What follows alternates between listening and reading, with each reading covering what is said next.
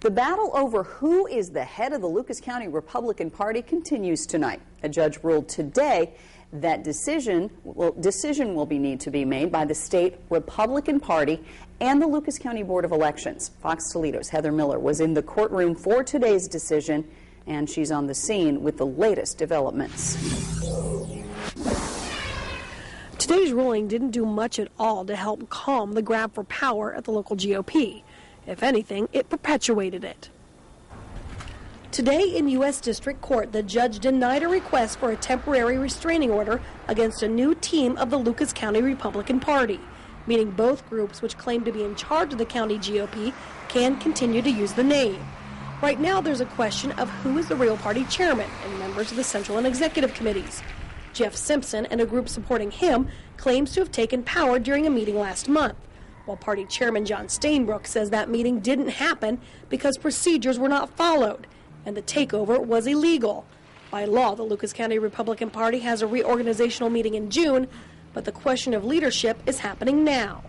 With this year coming up, with winnable elections on the state level, winnable elections on the local level, that new leadership is needed, and that we can't wait for organizational meetings, or we can't wait.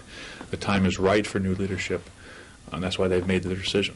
Well, that's interesting because Jeff Simpson was nowhere to be found during the McCain-Palin campaign, and we were #1 in 4 categories. #1 Get Out the Vote, #1 Observer Program, #1 Veterans Coalition, and what am I missing? #1 Phone Bank in the state. So they were nowhere to be found during that. So they try to take over the party during the middle of the year? It's ludicrous.